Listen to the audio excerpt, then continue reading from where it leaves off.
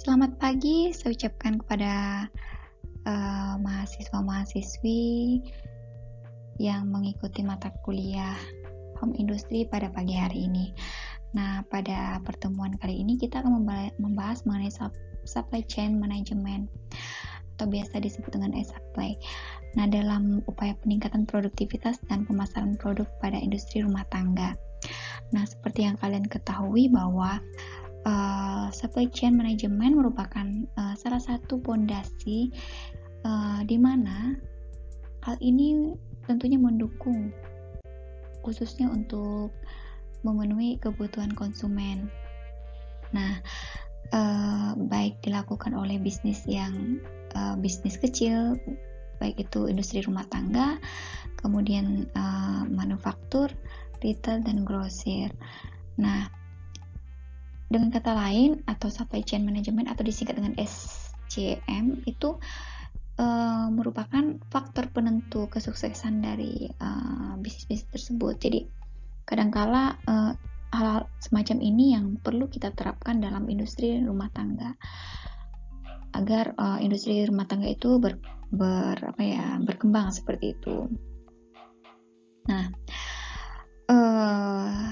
perlu diketahui juga bahwa rantai pasokan dalam setiap bisnis itu pasti berbeda, dan pada dasarnya biasanya itu kalau untuk perusahaan besar itu mereka lebih ke bagaimana pemasoknya, kemudian bagaimana pelanggan-pelanggan tersebut. Nah, sehingga kalau dilihat, kalau perusahaan ini cakupannya sudah banyak, sehingga diperlukan satu manajemen yang bisa mengoptimalkan segala berkaitan dengan manajemen yang ada dalam usaha tersebut.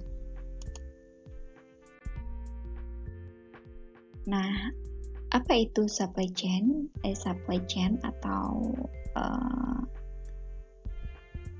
SCM tadi. Supply chain adalah aliran material, informasi atau uang, dan servis atau jasa dari bahan baku yang diperoleh melalui supplier sampai ke pabrikasi dan pergudangan, dan akhirnya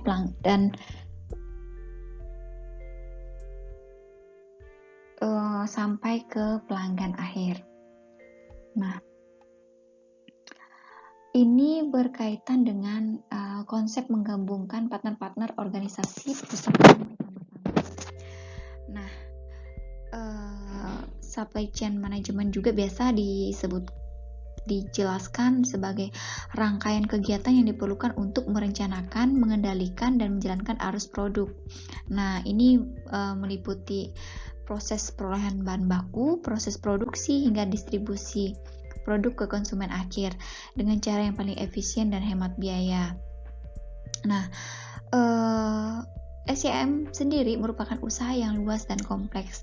Nah, semua itu tergantung pada setiap mitra, dari pemasok hingga produsen dan seterusnya. Supaya dapat berjalan dengan baik, maka ada tujuan dari manajemen itu sendiri, yaitu untuk memaksimalkan nilai pelanggan dan mendapatkan keuntungan kompetitif di pasar. Dan untuk mencapainya itu dibutuhkan berbagai upaya, baik itu strategi bisnis dan perangkat lunak khususnya. Jadi perangkat lunak ini misalnya salah satu hal yang mempermudah, misalnya cara kita mengetahui berapa banyak pasokan yang kita miliki, kemudian bahan bakunya berapa, kemudian kita bisa melihat berapa banyak keuntungan yang sudah kita perlukan, yang sudah kita dapatkan, seperti itu.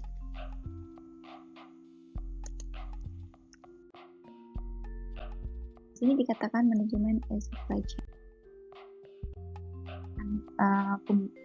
Penggunaan teknologi untuk meningkatkan proses, jadi kita memerlukan perangkat tadi seperti saya sampaikan. Jadi menggunakan teknologi untuk mempermudah atau meningkatkan proses atau peningkatan kecepatan, ketahanan atau kontrol langsung, serta di sini kepuasan pelanggan.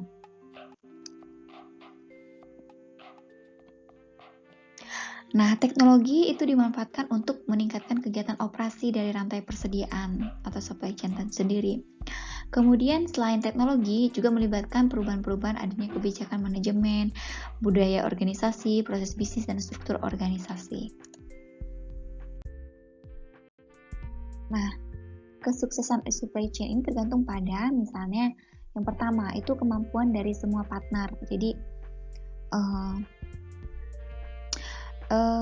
yang namanya kerjasama itu penting dalam suatu usaha, maka diperlukan kolaborasi antar beberapa orang atau beberapa misalnya beberapa bidang seperti itu, supaya kolaborasi ini menciptakan sesuatu hal yang menguntungkan perusahaan atau usaha. Kemudian kemampuan untuk melihat informasi yang ada pada semua partner supply chain.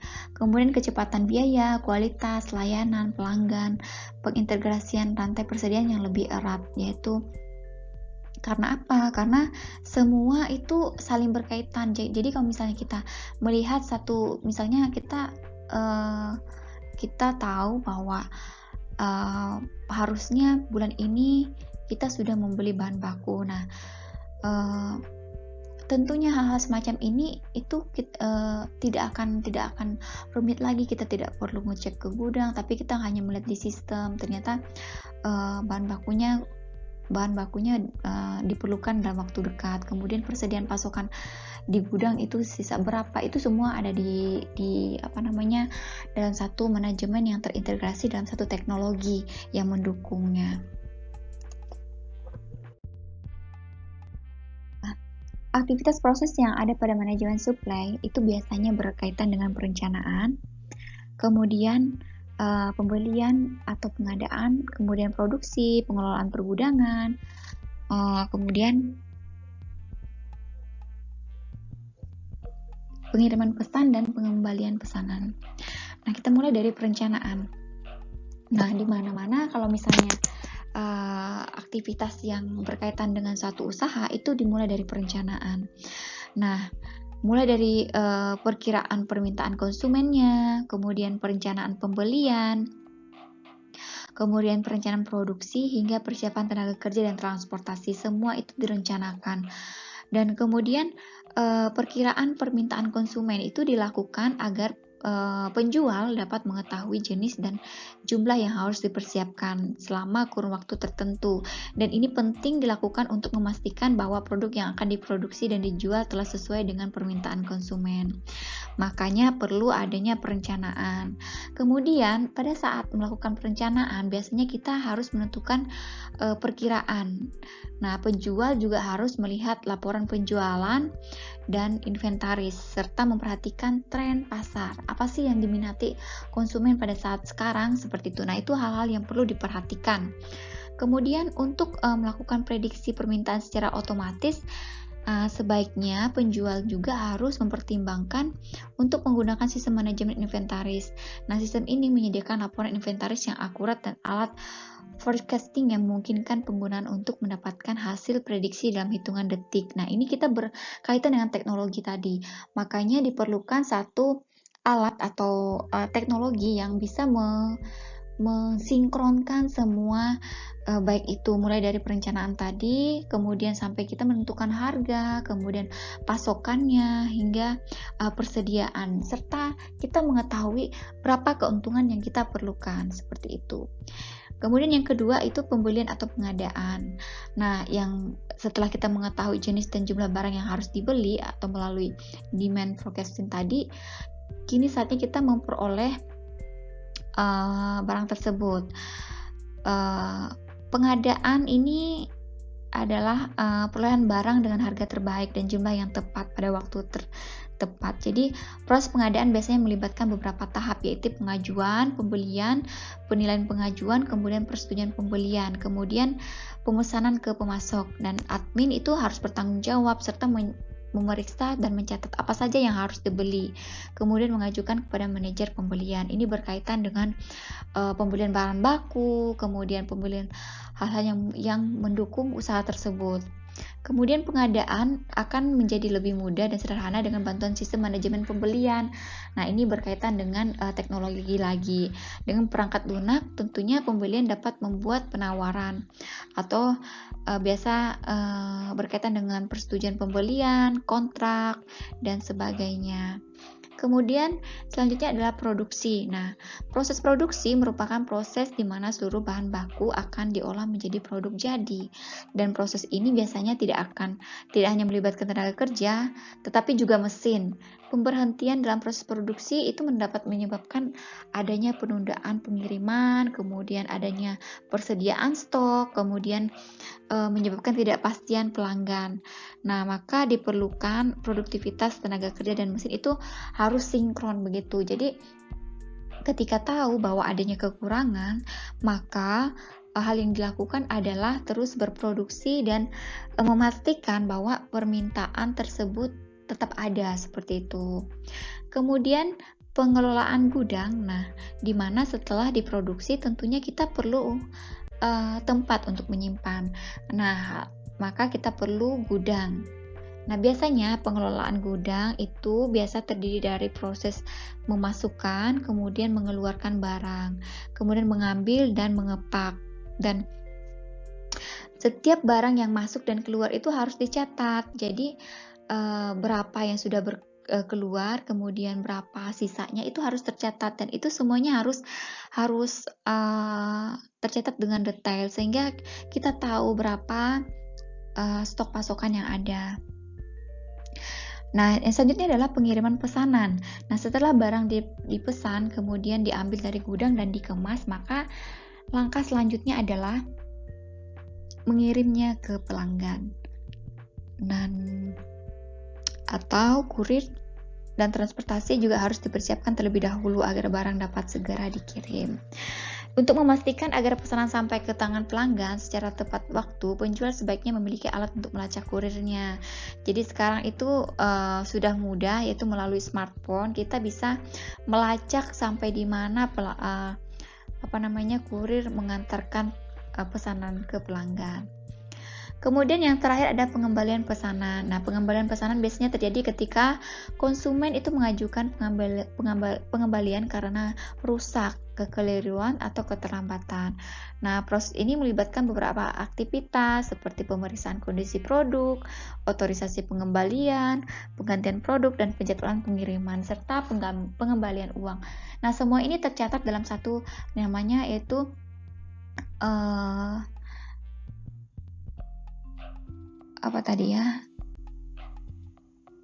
supply management system atau manajemen supply chain.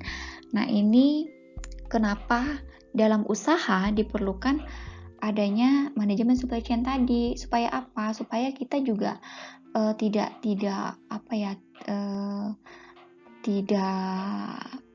ketinggalan zaman. Kemudian kita juga bisa menjual secara luas kepada konsumen-konsumen di luar kota. Kemudian jangkauannya untuk konsumen itu luas lah. Kemudian hal yang sederhana juga, proses transaksi itu kita bisa melalui internet seperti itu. Nah, penjualan melalui supply chain management. Yang pertama itu seperti yang saya sampaikan tadi, order melalui internet. Jadi pembeli itu dan penjual itu tidak akan bertemu secara langsung, namun bisa melalui internet.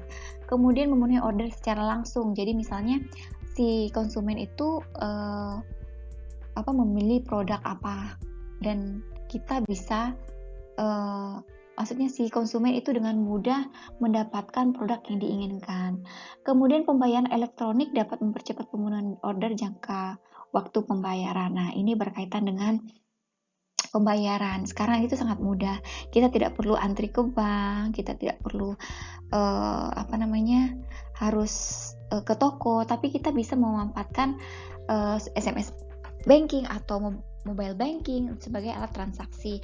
Kemudian sekarang sudah banyak aplikasi-aplikasi uang elektronik yang berupa GoPay, kemudian Dana, OVO, itu adalah salah satu alat sebagai pembayaran secara elektronik.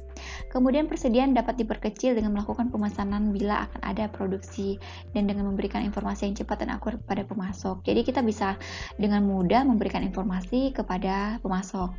Kemudian kolaborasi perdagangan antara anggota supply chain dapat dilakukan di banyak area sehingga dapat mengurangi keterlambatan, gangguan pada pekerjaan, biaya administrasi dan inventory. Dan ini berkaitan dengan kerjasama antara usaha-usaha A, B, dan C.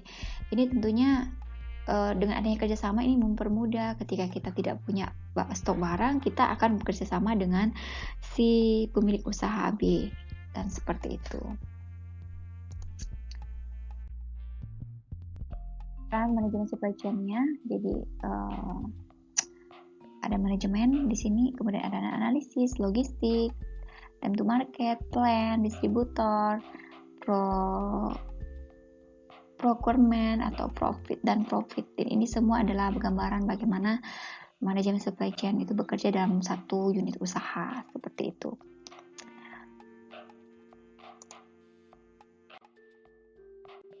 Oke, pertemuan kita sampai di sini.